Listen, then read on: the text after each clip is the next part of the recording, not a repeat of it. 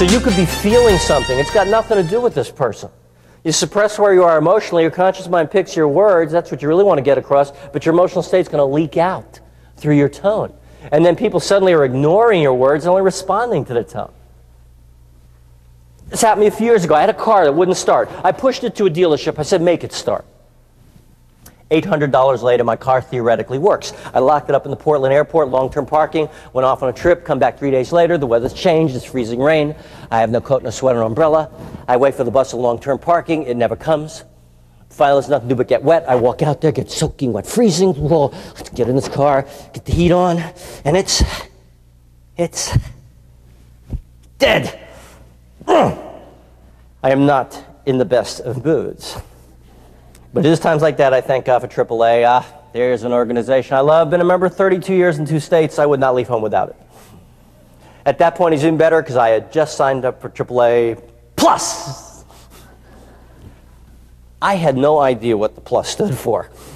But the last AAA guy who picked me up was so compelling in his communication style. He says to me, fella, I'm going to be honest with you. I'm not trying to sell you anything here, but I'm going to be honest with you. I ought to have AAA Plus. Because if you had AAA Plus, I'd be serving you cappuccino right now. We're coming to masseuse and a table. Oh, you'll love it. Okay. It's a long, wet way back to the terminal. It's a short, wet way to the toll booth offices. I can't believe they're going to let me in the office. They collect all this money. I'm going to hope for a good Samaritan. So I make my way to the toll booth office. Sure enough, door locked.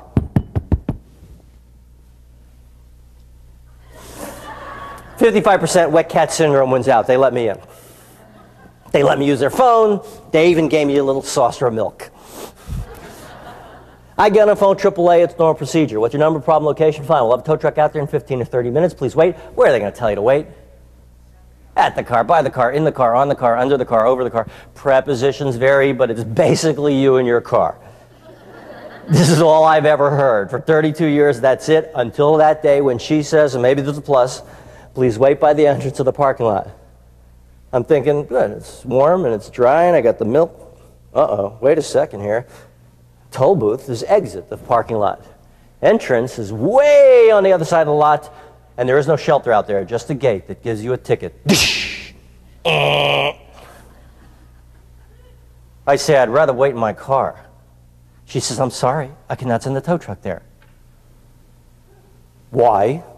Is this a legal thing with the Port of Portland? It's not a legal thing, it's just that he won't find you. He won't find me, he'll find me. I'm in row D31, long-term parking, I'll be in my car. She says, oh no. Now I'm thinking to myself, if the guy knows his alphabet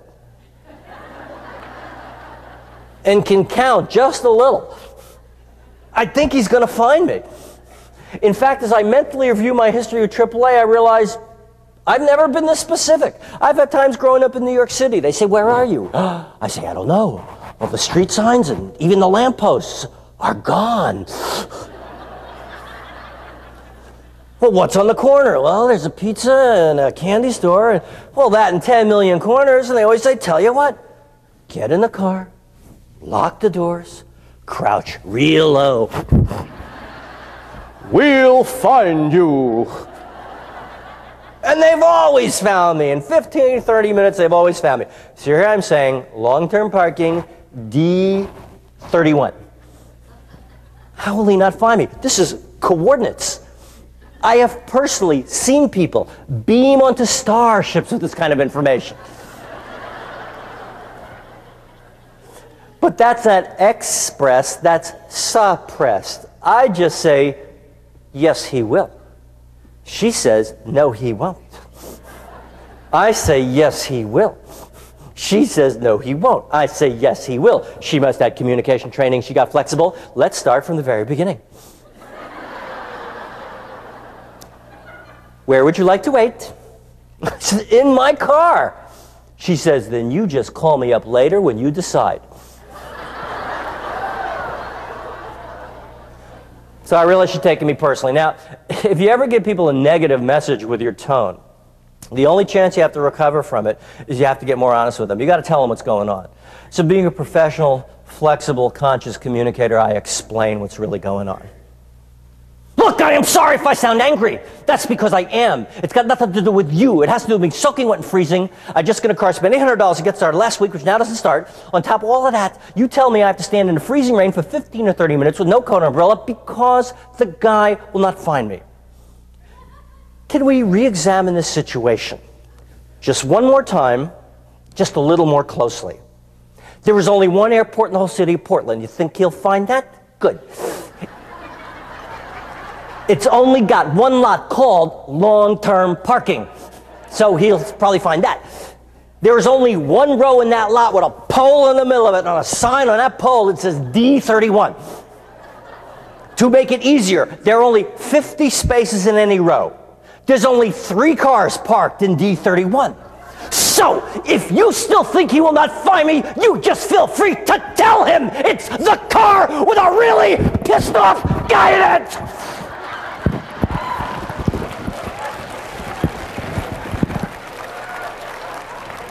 I just signed her AAA Plus. What does the plus stand for? Plus inconvenience? She thought that was funny too.